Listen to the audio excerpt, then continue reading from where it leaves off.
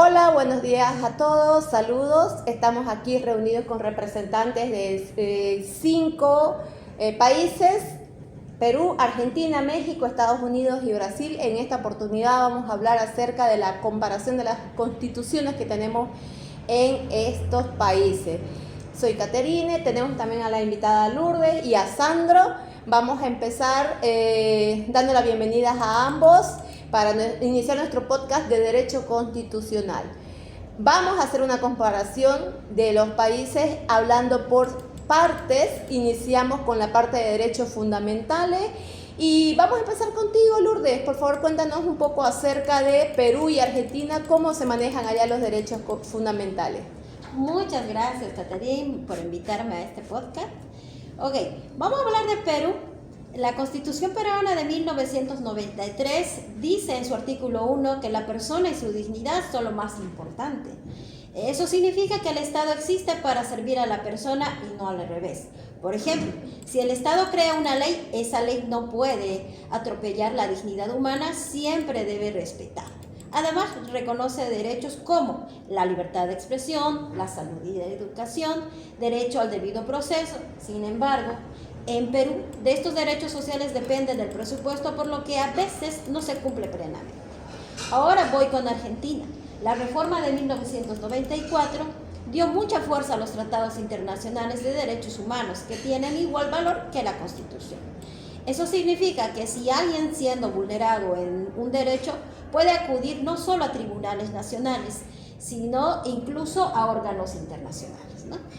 Un ejemplo, una mujer sufre de violencia doméstica, puede ampararse a la Constitución de Belén do Pará, que tiene valor constitucional en Argentina. Gracias. Muy bien, muchas gracias, Lourdes, por tu participación. Ahora vamos a pasar con Sandro, quien nos va a hablar acerca de cómo son las constituciones en base a los derechos fundamentales en México y en Estados Unidos. Vamos, Sandro, contigo. Bueno, claro, México desde 1917 fue pionero y reconoce el derecho social. No solo reconoce la libertad, sino también derechos al trabajo, también en condiciones justas, obviamente, ¿no? Y en cuanto a la educación, es gratuita, ¿no? La propiedad social de la tierra. Esto significa que la Constitución obliga al Estado a garantizar condiciones mínimas de bienestar.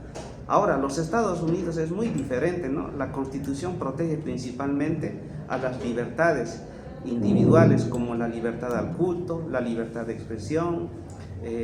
Los derechos, por ejemplo, aportan más a la segunda eminencia, pero no incluye derechos sociales como la salud y la educación. Esto depende de las leyes de cada estado, no de la Constitución. En simple palabras, Estados Unidos protege más a la libertad frente al Estado de México, ¿no? Y protege la igualdad, el bienestar, además de las libertades. Qué interesante, mira, a pesar de que ambos son federalistas, México totalmente opuesto a lo que es Estados Unidos, aunque es más de la libertad, pero no tiene ni de educación ni salud, como dice, gratuita, y México es en lo que primero se enfoca. Muy interesante. Bueno, pues yo cierro esta parte explicándoles cómo es en Brasil.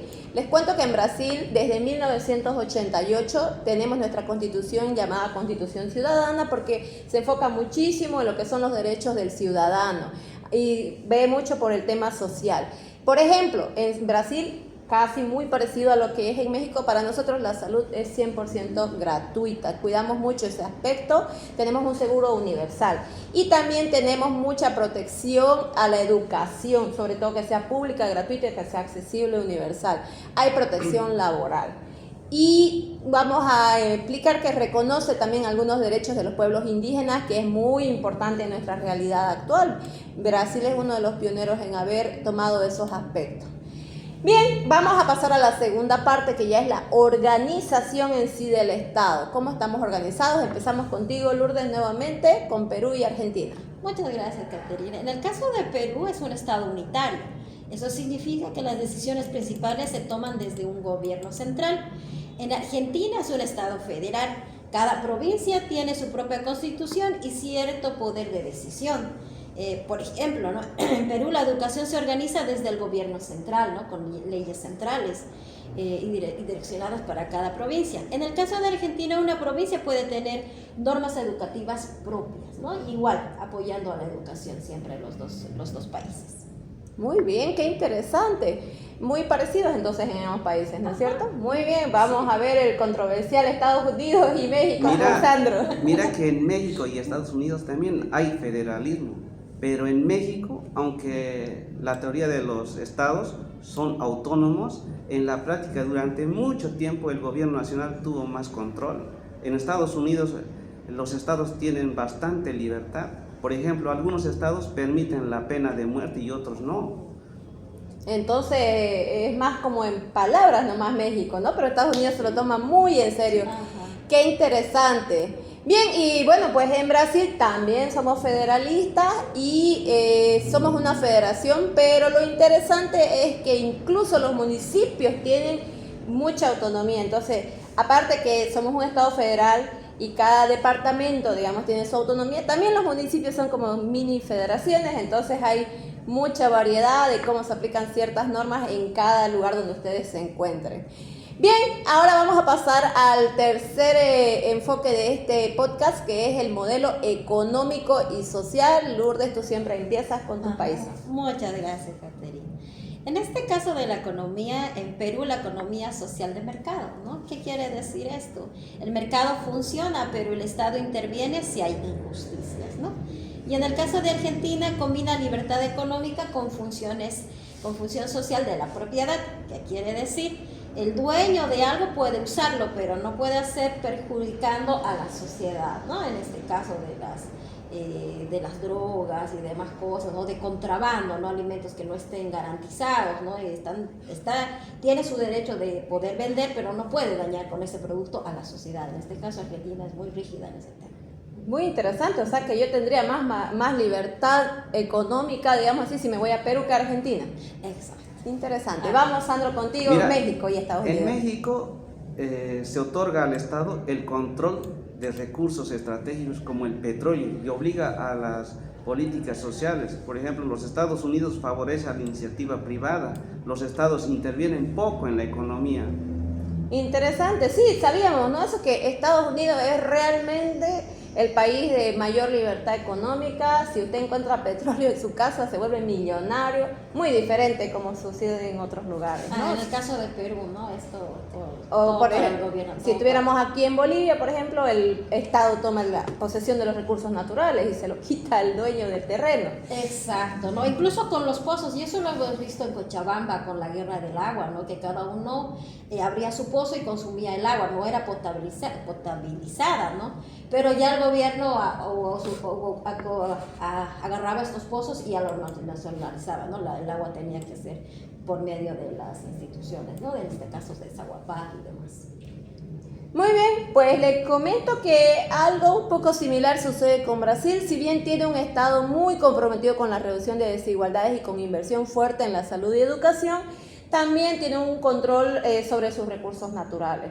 Entonces es más como una mezcla equilibrada, como veo que es en Argentina y Perú, pero totalmente diferente. Aquí quien se lleva la diferencia es Estados Unidos, ¿no es cierto, Sandra? Sí, 100%. Exactamente. Muy bien, bueno, pues muy interesante lo que estamos viendo en los países que estamos analizando. Pero para sintetizar todo lo que hemos ido hablando, si podríamos hacer un resumen, podríamos decir que en cuestión de modelo de derechos, Perú reconoce los derechos, pero en sí su cumplimiento como que depende de las políticas, ¿no es cierto? Exacto, precisamente porque es un estado unitario, ¿no? Muy bien, sin embargo, si nos vamos a la Argentina, hay una fuerte protección de derechos, tratados internacionales, como que son más pleitistas en este aspecto. Los argentinos defienden bien sus derechos. Claro, porque precisamente es un estado federal, ¿no? Excelente. Bueno, y contigo, Sandro, hemos aprendido que en México la Constitución es muy social, el Estado vuela mucho por el tema de los derechos de los ciudadanos y su bienestar, ¿no? Claro, es una forma, es un Estado federal también, ¿no? Igual que Argentina. Muy bien. Y con Estados Unidos, ¿qué nos puedes comentar acerca de sus libertades individuales, sus derechos Mira, sociales? de la misma forma, también es un Estado federal. Así que tenemos estados federales que vamos por ese camino, ¿no?